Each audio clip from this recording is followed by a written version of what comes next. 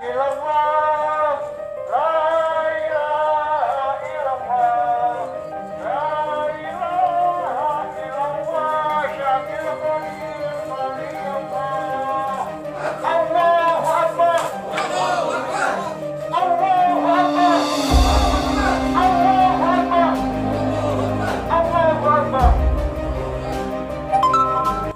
2020 ya, kita sedang mengajukan untuk pembahasan kompensasi dan CSR dari hasil pembangunan Pelabuhan Patimban. Betul. Ya, CSR-nya itu 100 miliar.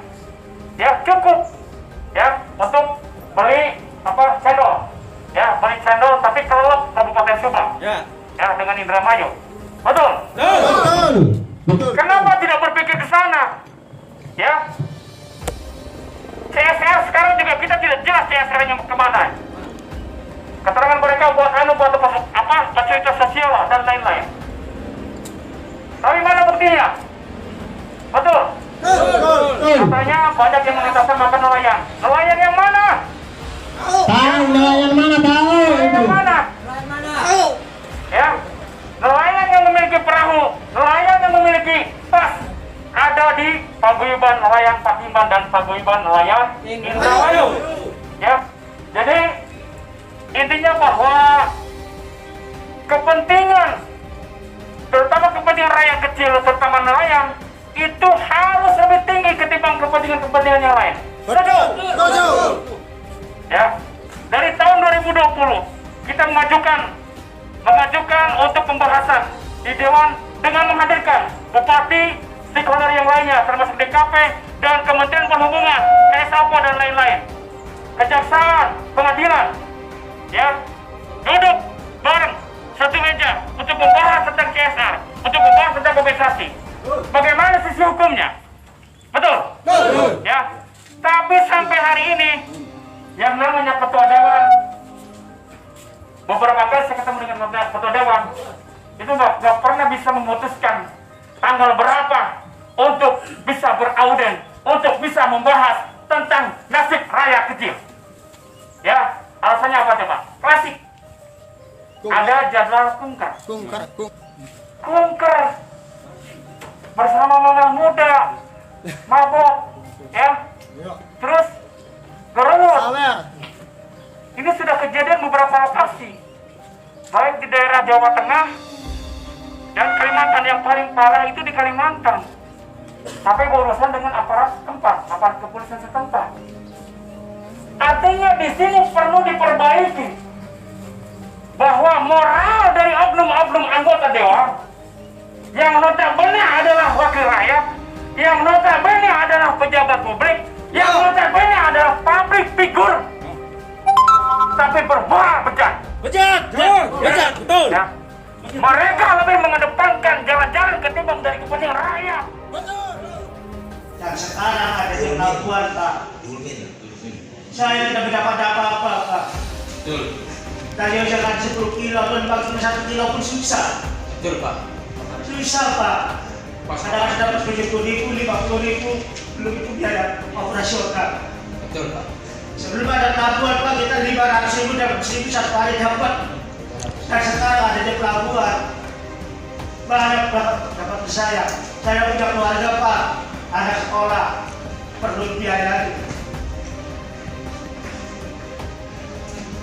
Dari sekarang kepada Bapak yang depan, tolong perhatikan pada rakyat kami.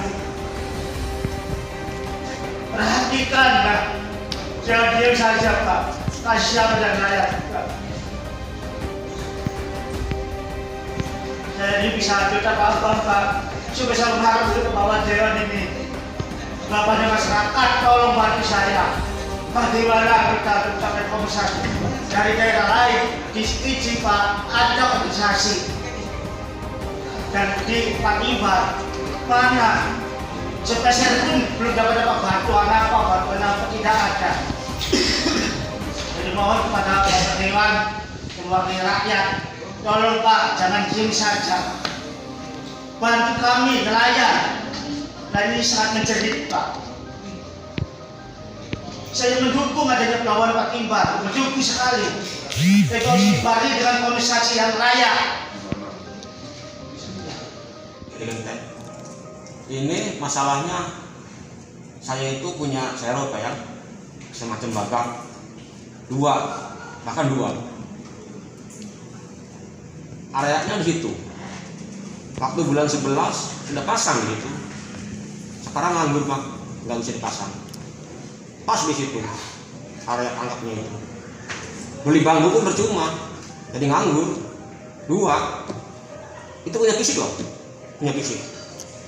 Dan saya tambahkan lagi area masalah tanah nih Pak. Tanah, pembuangan tanah itu sembarangan tuh Pak. Sembarangan, nggak pas tepat lokasi pembuangan itu. Setiap hari itu ada aja alat tangkap kami nelayan benteng itu yang kena tanah. Itu Pak. Nah, pembuangan tanah Pak. Pembuangan tanah dari darat ke tengah. Kan semestinya kan ada pelampung ya, ada pelampung lokasi itu aja. Kadang-kadang kalau itu anginnya kencang, kalau asal aja buangnya, itu sangat mengganggu nelayan kami. Bahkan mayoritasnya itu penangkap ikan, insang, perancuan, non Arab. Perlu saya sampaikan di sini bahwa kebanyakannya mayoritas di nelayan Ujung Gebang itu mencari ikan dan udang itu dengan indera pendengaran. Tolong perlu dicatat dengan indera pendengaran. Baru ini saja, baru adanya pembangunan aja udah ada kapal yang melintas. Itu sudah mengganggu sistem indera telinga kita. Itu dampak. Yang saya bicara di sini soal dampak. Ditambah lagi pembuangan tanah yang di tengah.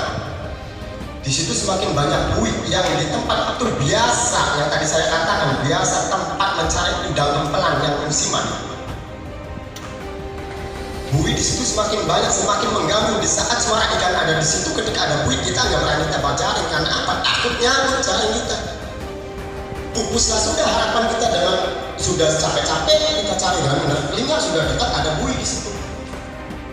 Itu ditambah lagi. Pernah dijelaskan rekan sopir bahwasanya di tempat reklamasi tersebut itu bukan area tangkap nelayan. Intinya bahwa kami meminta ketegasan dan kejelasan para wakil rakyat agar menjadwalkan pembahasan terkait dengan kompensasi dan CSR, ya, CSR dengan menghadirkan pertama Bupati Subang, kedua Pengadilan Negeri Subang, ketiga Kejaksaan Negeri Subang, keempat Dirjen KKP, kelima Kementerian Perhubungan. Pertama juga kan kita fasilitasi untuk kajian di sana, menerima rekan-rekan dari saudara dari nelayan, dan oleh karena itu juga ditindaklanjuti langsung sejak sana. Fasilitasi ditemukan para nelayan dengan pihak yang berwenang di Patimban kan begitu. Hasilnya mungkin nanti akan dipaparkan oleh Pak Jadi. Yang kedua juga kira-kira kebutuhan apa saja yang diperlukan oleh nelayan. Saya juga mendatangkan DPR RI ke sana, khususnya Komisi 4 yang membidangi dengan nelayan. Apa kira-kira kebutuhannya? Itu juga mungkin nanti akan diterangkan juga oleh saudara-saudara kita apa yang sudah difasilitasi oleh DPR RI. Yang dilakukan oleh teman-teman nelayan saat itu kami mau paripurna, kemudian saya ditugasi juga oleh ketua dan bupati, ketua DPR dan bupati untuk menerima teman-teman dari nelayan dalam hal ingin menyampaikan aspirasi. Saat itu juga saya ingat betul apa yang disampaikan oleh saya, bahwa terkait dengan tuntutan kerugian yang disampaikan oleh teman-teman nelayan, kita pasti bantu. Artinya sesuai dengan ketentuan yang berlaku. Bagaimana kemudian hitungan hari ini terjadi, hitungan kerugian juga, ya saya juga mengapresiasi. Karena kalau tadi Asep mengatakan bahwa saya nelayan, ya cuma kita nelayan adat kan, ngeraumenang, ya ngeraumenang, kita asli raumenang. Pengen kita jadi nelayan adat, terus adat terus memfungsi, ya gitu. Jadi betul juga apa yang disampaikan oleh Asep, hitungan kerugian itu betul ada, ya. Tetapi satu sisi juga saat kemudian saya mencoba menindaklanjuti apa yang menjadi aspirasi teman-teman saat itu, kita lakukan kunjungan di sana.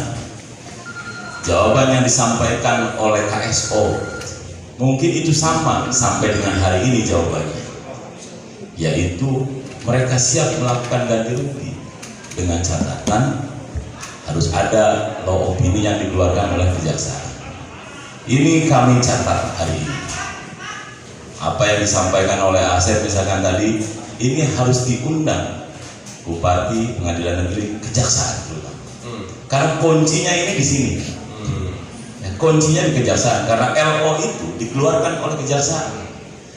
Apa yang disampaikan oleh Ketua DPRD tadi, kami ini bukan pemutus kebijakan. Kami coba mendorong, ya, mengapresiasi, membantu apa yang menjadi aspirasi teman-teman nelayan. Salah satunya saat kemudian tuntutan ganti rugi secara finansial kami belum bisa lakukan, belum bisa kami penuhi dengan mendorong ke beberapa dinas atau pihak terkait. Tapi satu sisi kami juga berusaha coba membantu sesuai dengan apa yang bisa kami lakukan. Salah satunya coba kami komunikasi dengan Komisi 4 DPR RI yang notabene kami juga punya jaringan di sana, yaitu Pak Sutrisno.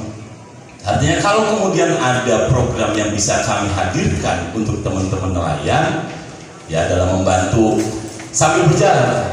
Ini juga tuntutan yuk jalan, tapi satu sisi juga kami ingin hadir coba bantu. Misalkan peningkatan sarana dan prasarana serta lain-lainnya. Itu. Jadi memang sedih betul, bukan berarti sedih-sedihan. Hanya saya sudah kehilangan juga sebuah tenaga, harus bagaimana lagi kalau kemudian kuncinya di sini. Nah, hari ini kami terima masukan yang sangat berarti. Ini juga mohon dicatat oleh Pak Ketua DPRD agar persoalan apa yang dihadapi oleh nelayan juga ini cepat terselesaikan. Menjadi masalah mau kita bayar mengurung Pak anak kompensasi ning nelayan sampai nilainya begitu gede. Karena ya kan Pak, mengurung dasar hukum masih tinggi kan ya kan Pak. Maka berikan dasar hukum ke kami. Barangkali kemudian keterbatasan anggota dewan Pak. Ini kerugian nelayan atau kompensasi di pelabuhan izin. Iya, makanya kan sebagai perbandingannya kan mau pelabuhan. Yang pelabuhan izin. Ya. Oke. Ya. Nanti saya kasih videonya ya. Ya, itu menjadi dasar Pak. Sebagai apa ya? Acuan. Kan ya. Acuan daerah saja.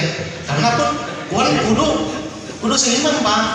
Karena duit pemerintah ada maning nilai juta-jutaan kayak konon 100.000 pun kudu jelas. Iya, ayo hukumnya betul. supaya orang kena kasus.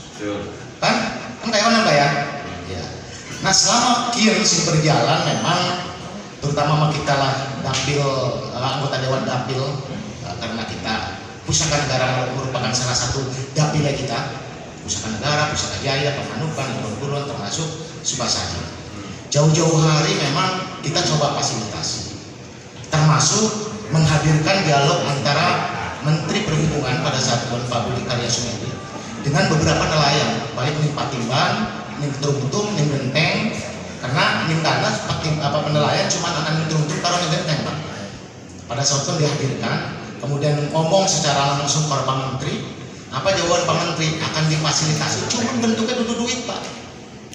Akan dipakai perahu sih, kapasitasnya bobotnya di atas 15 ton, sehingga pelaut bisa ganti iwaknya lebih adoh. Karena ya Pak, pada saat perjanjian Pak Menteri. Kemudian bagaimana pemberdayaan masyarakat melalui koperasi dan segala macam, kemudian diberikan penguatan permodalan. Pada saat beritanya masih ada Pak. Beritanya masih ada pada saat bulan Oktober. Nah, perlu kami informasikan apa yang telah disampaikan oleh Pak Haji Adik tadi. Memang untuk program-program kegiatan yang ada di Dinas Perikanan Pak, apa yang disampaikan oleh Pak Mas Roni juga tadi, kita tidak tinggal diam. Awal tahun 2020 memang kita sudah berkirim surat bahwa kan kita sudah mendampingi Pak Bupati langsung bertemu dengan Pak Menteri. Waktu itu Pak Menterinya masih Pak Edi Prabowo, itu ya, mengusulkan 17 program. Di antaranya beberapa programnya itu khusus untuk nelayan, dan kita memang prioritaskan untuk nelayan Patimban yang terkena dampak pembangunan pelabuhan. Kemudian awal tahun 2021 pun Pak, dengan memberanikan diri kami di tengah-tengah masih pandemi Covid, kita kemarin sudah berkunjung lagi ke sana, mengirimkan surat lagi. Maksud dan tujuan ingin ketemu langsung sama Menteri, tapi memang tidak bisa. Sungguh ketat sekali di sana. Gedung Kementerian Perikanan itu ada 4. Kita kemarin bisa masuk di 2 gedung. Itu pun setiap masuk gedung harus dicolok dulu Pak. Dites dulu, tes rapid antigen ya gitu ya. Nah itu karena begitu ketatnya kita kemarin alhamdulillah bisa masuk ke 2 gedung mewakili 2 direktorat, ya, Direktorat Jenderal Perikanan Tangkap sama Budidaya gitu ya. Nah kemudian dari beberapa usulan-usulan tersebut alhamdulillah, nah ini ada informasi untuk tahun sekarang ini kita akan mendapatkan program yang pertama yaitu bantuan premi asuransi nelayan Pak Haji.